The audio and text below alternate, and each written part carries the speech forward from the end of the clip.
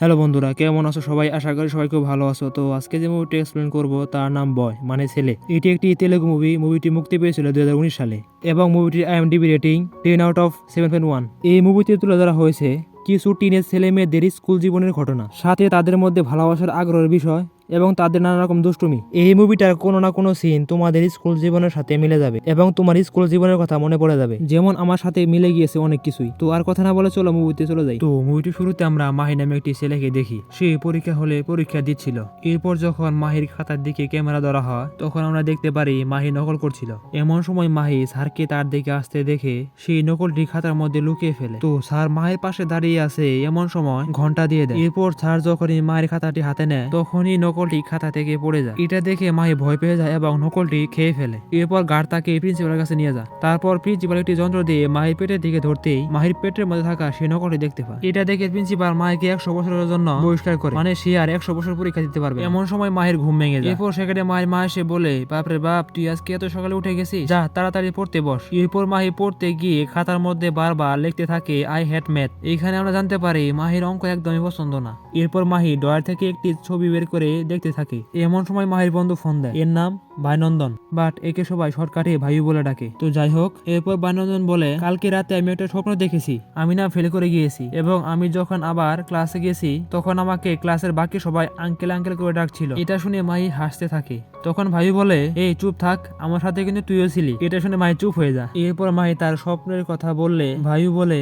ওই তোর সাথে কি আমিও ছিলাম নাকি? তখন মাহি বলে, আমি ভালো করে দেখিনি। এরপর মাহি বলে, আমি বর্ণাকে গিফট দিতে চাই। এটা শুনে ভাইউ বলে, আরে 2 দিন পর পরীক্ষা আর তুই গিফট দেওয়ার কথা ভাবছিস? আমি কিছু জানি না। এটা বলে ফোন কেটে দেয়। এরপর মাহি চলে যায় একটি মাইক্রো আর্টিস্টের কাছে। তো মাইক্রো আর্টিস্টটি মাহিকে জিজ্ঞেস করে, তোমার নাম কি? এটা শুনে মাহি বলে, আঙ্কেল আমার নাম না। তো তখন সেই মাইক্রো আর্টিস্টটি বুঝতে পারে মাহি তার গার্লফ্রেন্ডের নাম লেখাতে এসেছে। তাই সে বলে, তুমি এই বয়সে গার্লফ্রেন্ডের নাম লেখাতে এসেছো? এটা বলে মাহিকে তাড়িয়ে দেয়। এরপর দেখা যায় মাহি সেখানেই বসে আছে। একটু পর সেখানে সেই মাইক্রো আর্টিস্টের একটি কর্মচারী আসে, এর নাম রাফি। এরপর রাফি বলে, তোমার জন্য আজকে আমার প্রথম গালি শুনতে হলো না, সে চলে গেছে। এটা শুনে মাহি বলে, আর 2 মাস পরে আমি কলেজে যাব আর সে আমাকে বাচ্চা ভাবলো।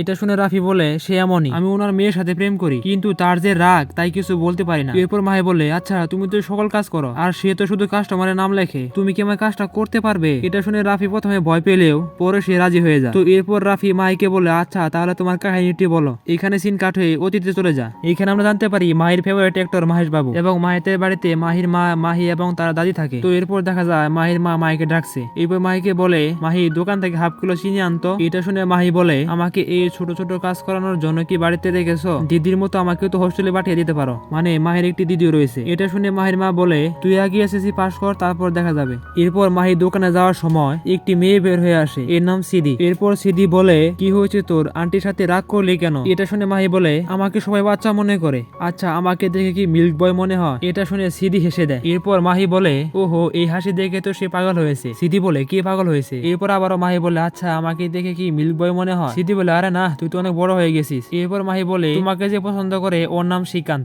দেখতে অনেক সুন্দর এবং সিক্স প্যাকও রয়েছে, ও একটা চিঠি লিখে আমাকে দিতে চেয়েছিল। এটা শুনে সিদি বলে, তাহলে নিসনি কেন? মাহি বলে, 2টি কারণ আছে। প্রথম কারণ, আমার এইগুলো পছন্দ না। দ্বিতীয় কারণ, আমি তো বাচ্চা না যে আমাকে দিয়ে এগুলো করাবে। তো এখানে আমরা জানতে পারি মাহি নিজেকে অনেক বড় মনে করে এবং তাকে কেউ বাচ্চা মনে করলে সে রেগে যায়। তো এরপরে সিনে ভাইউকে দেখি একটি মোটু ভাইউর কাছ থেকে টাকা নিয়ে নিচ্ছিল। এটা দেখে মাহি তার সাইকেলে করে ভাইউকে নিয়ে পালাতে থাকে। একটু পর মোটু একটি বাইক নিয়ে এসে মাহিকে ধরে ফেলে। ওইদিকে ভাইউ সেখান থেকে পালিয়ে যায়। তো এরপর মোটুটি মায়ের কাছ থেকে সেই চিনি টাকাটি নিয়ে নেয়। একটু পরে ভাইউ মায়ের কাছে আসলে মাহি বলে, তোর জন্য আমার টাকাটি নিয়ে গেল, এখন আমি চিনি আনবো কি করে? এটা শুনে ভাইউ মোটুকে ডাক দেয়। এরপর বলে, মায়ের টাকাটি মাহিকে দিয়ে দাও এবং আমার কাছ থেকে টাকাটি নিয়ে নাও। কিন্তু মোটুটি এসে তাদের দুজনের টাকায় নিয়ে নেয়। এরপর মাহি বলে, চিনি ছাড়া বাড়িতে গেলে আমার খবর আছে। ভাই বলে, তোদের পরিচিত কোনো দোকান থেকে নিয়ে নি। মাহি বলে, কিন্তু পরে তো আম্মু জেনে যাবে। তো তারা কথা বলার সময় একটি লোক এসে সেখানে একটি মাটির পাত্র ফেলে দেয়। এটা দেখতে কিছুটা মাটির ব্যাঙের মতো, বাট আমি সঠিক জানি না এর নাম কি। তো এরপর মাহি একটি বুদ্ধি বের করে। তো এরপরে সিনে দেখি তারা ভাঙা পাত্রটি নিয়ে একটি ছেলের সাথে ইচ্ছে করে ধাক্কা খায়। এরপর ভাইউ কাঁদতে থাকে। এটা দেখে ছেলেটি বলে, আচ্ছা আমি এটা কিনে দেবো, সমস্যা নাই, কান্না করো না। এটা শুনে মাহি বলে, আমাদের টাকা লাগবে। ছেলেটি জিজ্ঞেস করে, কত টাকা? এখানে মাহি প্রথমে 100 টাকা বললেও ভাইনন্দ বলে, না এটি 150 টাকা। এটা শুনে ছেলেটি বলে, সমস্যা নাই, তোমাদের 200 টাকা দিব।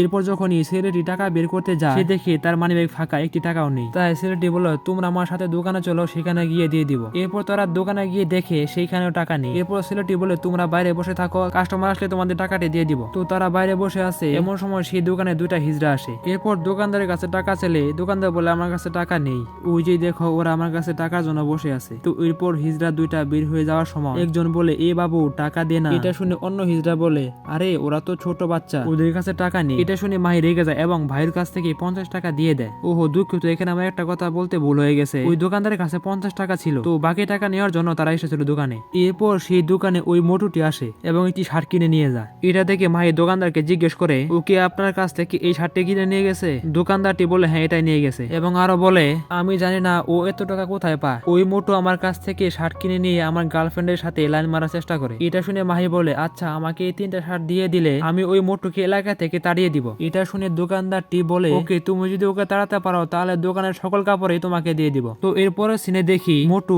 ওই মেয়েটির বাড়ির সামনে বসে আছে। এরপর সেখানে একটি দোকানদার আসলে আমরা দেখতে পারি মোটু যে শার্ট পরে আছে সেরকমই শার্ট ওই দোকানদারটির গায়ে। এটি দেখি মোটু লজ্জা পেয়ে যায় এবং সেই শার্টটি উল্টো করে পরে, মানে এই শার্টটি ছিল 2 সাইড শার্ট। এটা দেখে মাহি আরেকটি শার্ট অন্য একটি ভিখারিকে দিতে যায়। এমন সময় এই মুভির নায়িকা মানে ভর্ণা সেখান দিয়ে যাওয়ার সময় মাহিকে দেখে ফেলে। তো এরপর একদিন মাহি আর তার বন্ধু মিলে ওই মেয়েটির সামনে দুইটা হিজড়াকে দিয়ে ওই মোটুকে তাড়িয়ে দেয়। মানে ওই হিজড়া দুটো যখন মোটুর কাছে টাকা চায় তখন সে দিতে পারে না। এটা দেখে সেই মেয়েটি হাসে, মানে মোটু তাকে পছন্দ করে। এরপর মোটু লজ্জা পেয়ে সেখান থেকে একেবারে চলে যায়। তো যাই হোক এরপর মাহি আর তার বন্ধু সাইকেল দিয়ে যাওয়ার সময় তাদের চাক্কা পাঞ্চার হয়ে যায়। ফলে মাহি সেটি ঠিক করতে গেলে ভাইও লক্ষ্য করে ভর্ণা বারবার মাহির দিকে তাকিয়ে আছে। তো একটু পর মাহি আসলে ভাইও মাহিকে বলে মাহি একটি মেয়ে না তোর দিকে বারবার তাকিয়ে থাকে। এটা শুনে মাহি বলে কেউ? ভাই বলে চিনি না। এরপর মাহি ভর্ণাকে ফলো করে এবং একটি কলেজের সামনে গিয়ে দাঁড়া। এরপর সেখানে থাকা একটি দারোয়ানকে জিজ্ঞেস করে এই মেয়েটি কোন ক্লাসে পড়ে। দারোয়ানটি বলে এই এসএসসি পরীক্ষার্থী, এই কলেজে এডমিশন নেওয়ার জন্য এসেছে। তো এটা শুনে তারা সেখান থেকে যাওয়ার সময় একটি বাইক এসে তাদের কাপড় নষ্ট করে দেয়। তাই মাহি রাগের মাথায় সেই বাইকওয়ালাকে বলে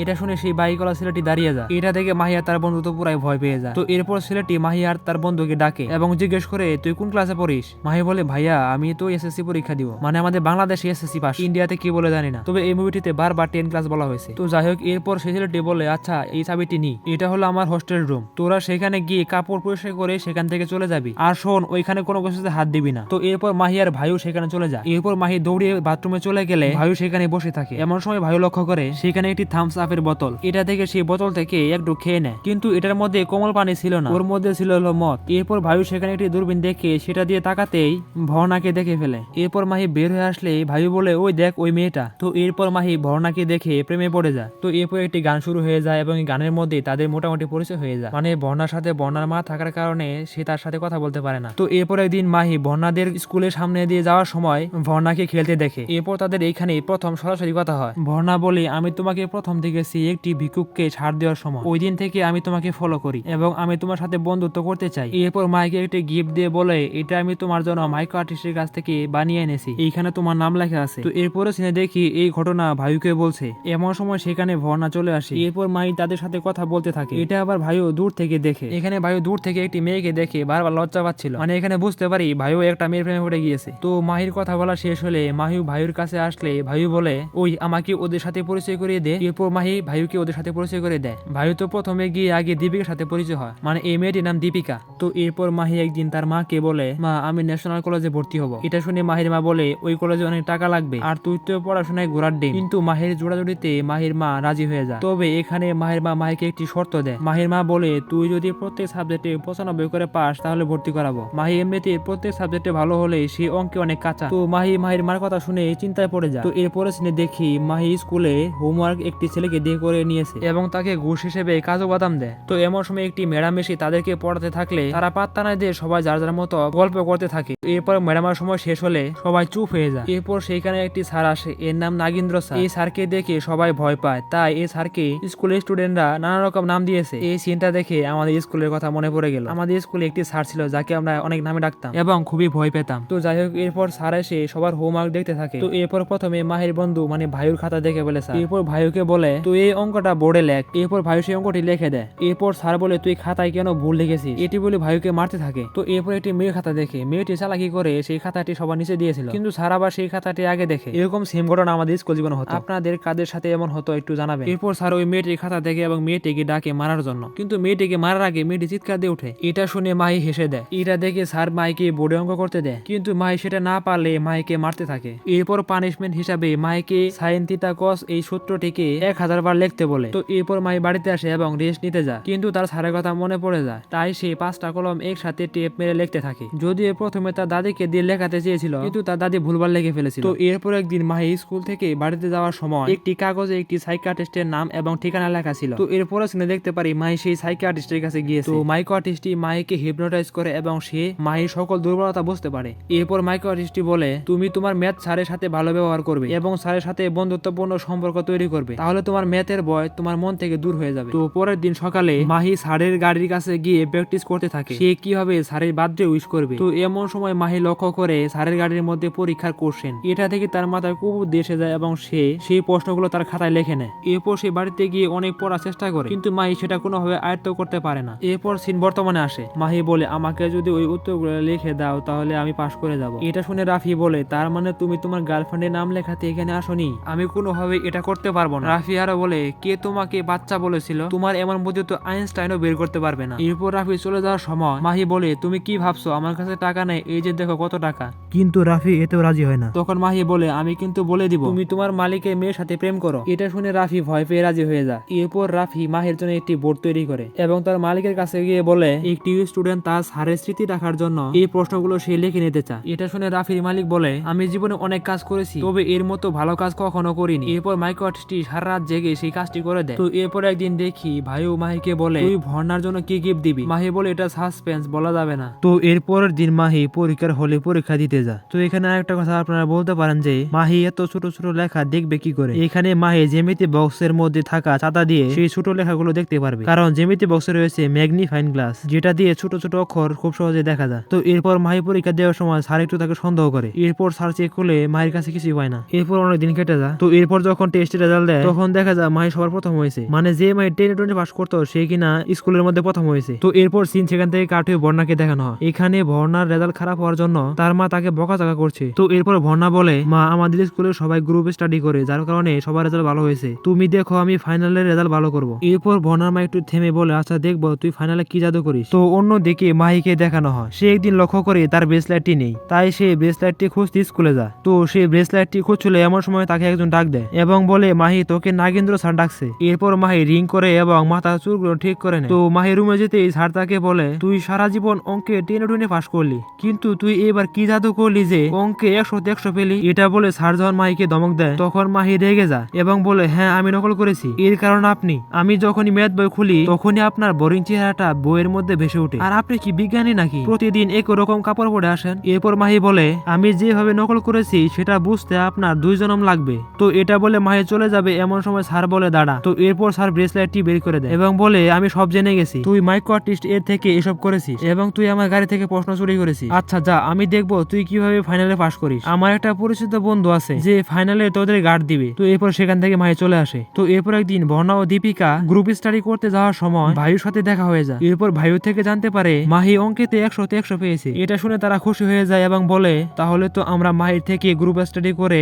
অঙ্কে ওর মতো ভালো হতে পারবো। তো এমন সময় মাহি চলে আসায় ভাইও সেখান থেকে চলে যায়। তো এরপর মাহি আসলে বর্ণা মাহিকে বলে, ভাইও বলল তুমি বলে অঙ্কেতে 100 পেয়েছ, তুমি কি আমাদের সাথে গ্রুপ স্টাডি করবে? তাহলে আমাদের খুব ভালো হবে। এটা শুনে মাহি বলে, বাট আমি 2-3 দিন পর তোমাদের সাথে জয়েন হব, এখন তুমি ভাইকে নিয়ে যাও। ভাইকে নিয়ে যাও, তাহলে অনেক মজা হবে। তো এরপর ভাইকে নিয়ে তারা একসাথে গ্রুপ স্টাডি করে। তো এমন সময় বর্ণা একটি অঙ্ক দিয়ে সবাইকে বলে, ওই তোরা কি এই অঙ্কটা পারিস? কিন্তু দেখা যায় এই অঙ্কটা কেউ পারে না। তাই তারা সিদ্ধান্ত নেয় কালকে যে এই অঙ্কটা করতে পারবে তাকে আইসক্রিম পার্টি দেওয়া হবে। অন্যদিকে দেখা যায় মাহি জানালা দিয়ে তাদের কথাগুলো শুনছিল। তো এরপর ভাইও রাস্তাতে যাওয়ার সময় মাহি ভাইকে বলে, ওই এই অঙ্কই তো আইসক্রিম পার্টি তাই না? এটা শুনে ভাইও বলে, তুই কিভাবে জানলি? তো এমন সময় সেখানে নাগেন্দ্র স্যারের গাড়ি আসলে ভাইও সেখান থেকে পালিয়ে যায়। তো স্যার মাহিকে বলে, আমি তোকে পড়াবো, তুই পড়তে চাইলে কাল আমার বাড়ি আসিস। তো এরপর বিকেলে মাহি স্যারের বাড়িতে গেলে স্যার বলে, তুই বলতো গ্রিন, ব্রাউন ও ব্ল্যাক এই 3টি কালার একটি ক্রমে সাজানোর পর 520 নাম্বার কালার কোনটা হবে? এটা শুনে মাহি উত্তর দিতে পারে না। এরপর স্যার বলে, আচ্ছা যা, তুই কালকে এর উত্তর নিয়ে আসবি। তো এরপর মাহি ভাবতে ভাবতে বাড়িতে যায়। তো বাড়িতে গেলে মাহি তার বোনকে দেখে খুব খুশি হয়ে যায়। এরপর তার বোনকে দিয়ে অঙ্ক করিয়ে নেয়। তো পরের দিন বিকেলে সবাই মিলে পড়তে বসেছে। তো এরপর ভর্ণা বলে, তোরা কি অঙ্কটা করতে পেরেছিস? এটা শুনে সবাই বলে, না করতে পারিনি। তো এমন সময় সেখানে মাহি চলে আসে এবং ওই অঙ্কের উত্তরটা ভর্ণাকে দেখায়। তো উত্তরটা দেখে সবাই খুশি হয়ে যায়। এরপর সবাই মিলে আইসক্রিম পার্টি দেয়। তো এভাবে অনেকদিন কেটে যায়। একদিন মাহির বোন ঘর ঝাড়ু দেওয়ার সময় একটি চিঠি খুঁজে পায়। অন্যদিকে মাহি দোসা খাচ্ছিল। তো দোসা দোসা খেতে গিয়ে মাহি বলে, মা দোসা এত খারাপ করে বানিয়েছো কেন? এমন সময় সেখানে মাহির বোন এসে চিঠি দেখিয়ে বলে, বাবু দোসা ভালো হয়নি। এটা দেখে মাহি বলে, মা দোসা অনেক ভালো হয়েছে, আমি একটু মজা করলাম। এরপর মাহির বোন বলে, আমি আইআইটি তে পড়ি, তাই আমার কোনো বয়ফ্রেন্ড নেই, আর তুই ক্লাস 10-এ পড়ে গার্লফ্রেন্ড বানিয়ে ফেলেছিস। মাহি বলে, দিদি এটা দিয়ে দাও। মাহির বোন বলে, ওকে, তবে মেয়েটির সাথে আমার পরিচয় করে দিতে হবে। মাহি বলে, না না না, এটা আমি পারবো না। তো এরপর মাহির দিদি তার মাকে ডাকতে মাহি চিঠিটা নিয়ে খেয়ে ফেলে। এরপর মাহি সেখান থেকে গ্রুপ স্টাডি করতে চলে যায়। এটা দেখে মাহির বোন মাহিকে ফলো করে। তো একটু পর সেখানে মাহির বোন আসলে মাহি বলে, এটা আমার বোন। এটা শুনে বর্ণা বলে, আপু মাহি অঙ্কে অনেক ভালো, যে অঙ্ক আমাদের দ্বারা সম্ভবই না সেটা মাহি করে দেয়। এটা শুনে মাহির বোন বুঝতে পারে মাহি তার কাছ থেকে অঙ্ক করে নিয়ে এদেরকে দেখায়। তো এরপর মাহির বোন যেদিন হোস্টেলে চলে যাবে ওই দিন মাহিকে বলে, দেখ তুই কি করবি সেটা তোর ব্যাপার, তবে তুই যে ওদের সাথে চিটিং করছিস সেটা কিন্তু ভালো না। যেদিন বর্ণা এটা জেনে যাবে সেদিন বর্ণা তোকে ঘৃণা করবে। এটা বলে মাহির বোন চলে যায়। তো এই কথাটা শোনার পর মাহির মনে গেঁথে যায়। তাই সে ওই দিন বিকেলে নাগেন্দ্র স্যারের কাছে যায়, কিন্তু স্যার তাকে পড়াতে চায় না, কারণ মাহি ওই একদিন আসার পর আর আসেনি। এরপর মাহি স্যারের পা ধরে মাফ চাইলে স্যার তাকে মাফ করে দেয়। এরপর স্যার মাহিকে পড়াতে থাকে। তো এইভাবে মাহি আস্তে আস্তে পড়তে থাকে এবং সে অঙ্কের প্রতি এতটা সিরিয়াস হয়ে যায় যে সে সবসময় অঙ্ক করে। তো এইভাবে পড়তে পড়তে তাদের পরীক্ষার সময় হয়ে যায়। তো এরপর মাহি ও তার বন্ধুরা মিলে পরীক্ষা দেয়। তো এরপর যখন রেজাল্ট দেয় তখন সেখানে দেখা যায় মাহি ফেল করেছে, অন্যদিকে বর্ণা খুবই ভালো রেজাল্ট করেছে। এরপর স্যার মাহির কাছে আসে এবং মাহিকে বলে, প্রশ্ন তো সহজে ছিল, তাহলে ফেল করলি কেন? এখানে আমরা জানতে পারি যে মাহি পরীক্ষার হলে সাদা কাগজ জমা দিয়েছিল, কারণ মাহি বুঝতে পারে সে 95 নাম্বার পাবে না, আর সে যদি 95 নাম্বার না পায় তাহলে মাহি ন্যাশনাল কলেজে ভর্তি হতে পারবে না, তাই সেই সাদা কাগজ জমা দিয়েছে। এরপর স্যার বলে, তোর জন্য আমার লজ্জা পেতে হচ্ছে। তো এভাবে অনেকদিন কেটে যায়। একদিন নাগেন্দ্র স্যার মাহিকে আবারও ডেকে নিয়ে অনেক বোঝায় এবং বলে, তুই কথা দে এবার তুই পাশ করার পর আর ওদের সাথে ভর্তি হবি না। মানে এখানে স্যার বলছে তার বন্ধুদের সাথে ন্যাশনাল কলেজে ভর্তি হওয়ার জন্য। তো এখানে যেহেতু স্যার তাকে অনেক বুঝিয়েছে তাই মাহি বুঝে এবং বললে, আচ্ছা আমি ওদের সাথে আর ভর্তি হবো না। তো এরপর মাহি পরেরবার পরীক্ষা দিয়ে সে 100-তে 100 পায়। তো এরপর দেখা যায় মাহি স্যারের কথা না শুনে সে আবারও ন্যাশনাল কলেজে ভর্তি হয়েছে। তো বন্ধুরা মুভিটি কেমন লাগলো? মুভিটি যদি ভালো লেগে থাকে অবশ্যই চ্যানেলটি সাবস্ক্রাইব করে বেল বাটনটি চালু করে রাখবেন, যাতে করে পরবর্তী ভিডিওগুলো আপনারা দেখতে পারেন। আর মুভিটার সাথে আপনার স্কুল জীবনের কোন কোন ঘটনাটা মিলে গেছে সেটা অবশ্যই কমেন্টে জানিয়ে দিবেন। তো ধন্যবাদ সবাইকে, আল্লাহ হাফেজ।